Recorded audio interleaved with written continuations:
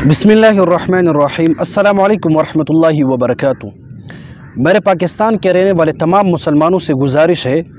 कि खुदारा गफलत की नींद से बेदार हो जाओ और अपने आका मोहम्मद सल्लल्लाहु अलैहि वसल्लम के नामोस पर गैरत करो। मोहम्मद मुस्तफ़ा सल्लल्लाहु अलैहि वसल्लम की ख़त्म नबूवत का मसला इतना हसास मसला है कि तारीख़ इस्लाम में जब ख़त्म नबूवत के मसले पर पहली बार जब मैदान जिहाद का मैदान लगा तो वहाँ पर 1200 सहाबाए किराम ने अपना जान का नजराना पेश किया और उन 1200 सहाबाए किराम में से 700 ऐसे सहाबाए किराम थे जो हाफिज़ुल कुरान और उलमाए किराम थे। उन्होंने क़यामत तक आने वाले तमाम मुसलमानों को ये पैगाम दिया कि मुसलमानों, आप अपने बदन के टुकड़े टुकड़े कर दो, अपने बच्चों को छोड़ दो, अपना बदन कुर्बान कर दो, पूरी दुनिया को छोड़ दो, लेकिन ख़त्म नबूवत के मसला पर कभी सौदाबाजी न करना। लेकिन आज जब मुल्क पाकिस्तान में देखा जाए, हमारे ऊपर ऐसे हुक्मरान मुसल्लत किए जाते हैं, हमारे असम्बलियों से उलमाए किराम को इसलिए बाहर किया जाता है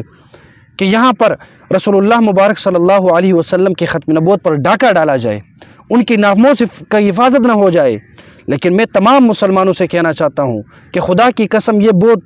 अहम और नाजुक मसला है। जब रसूलुल्लाह मुबारक के ज़माने में जिहाद के मैदान लगे, इस्लाम की सरबुलंदी के लिए, इस्लाम का परचम बुलंद रखने के लिए, वहाँ पर सिर्फ़ और सिर्फ 259 सहाबाए किराम ने अपने जान का नजराना पेश करके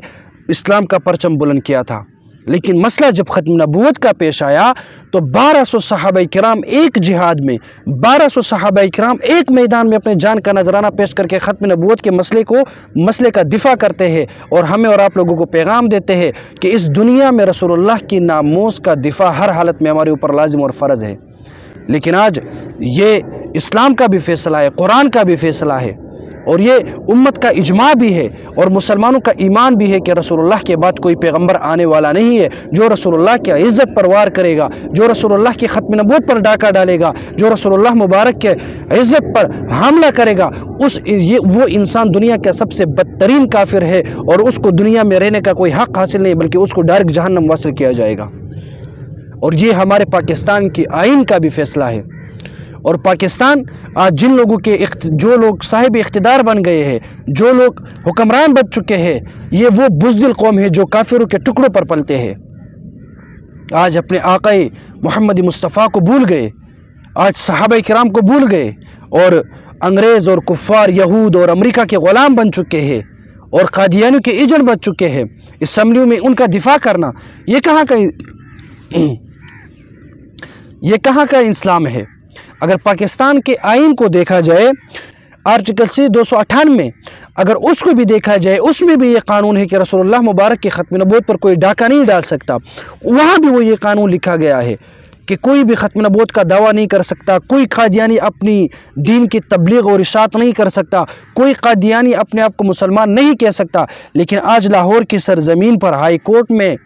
जो काजी है, जो जज साहब है, उसने ये फ़ैसला दिया कि कुरान की तौहीन करने वालों की सज़ा बिल्कुल उनको सज़ा नहीं दी जाती, रसूलुल्लाह की तौहीन करने वालों को सज़ा नहीं दी जाती। तो मैं पूरे मुल्क पाकिस्तान के अवाम से कहना चाहता हूँ कि तमाम मुसलमान, चाहे वो उनके पास कोई क़ुव्वत हो या ना हो, लेकिन वो अपना आवाज़ ज़रूर उठाए और इस कानून के ख़िलाफ़ आवाज़ बुलंद करे और इन जैसे लोगों को घसीटते हुए उनकी गर्दन पकड़ कर ना उसको वहाँ जज की कुर्सी से उतार कर उन पर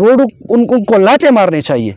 कि तू रसूलुल्लाह की इज़्ज़त का सौदा करता है, तू रसूलुल्लाह के दिफा को नहीं समझ सका अब तक, तो किस चीज़ का जज बना हुआ है। मैं तमाम मुसलमानों से गुजारिश करता हूँ कि इन जैसे निकम्मे और इन जैसे बुज़दिल हुक्मरानों और इन जैसे बुज़दिल जजों के ख़िलाफ़ उठे और आवाज़ बुलंद करे। जो इस्लाम को मिटाना चाहता है, जो रसूलुल्लाह की तालीमात को ख़त्म करना चाहता है, हत्ता जो रसूलुल्लाह की इज़्ज़त का दिफा न कर सके, हम उसको कभी भी अपना जज तस्लीम नहीं करते हैं।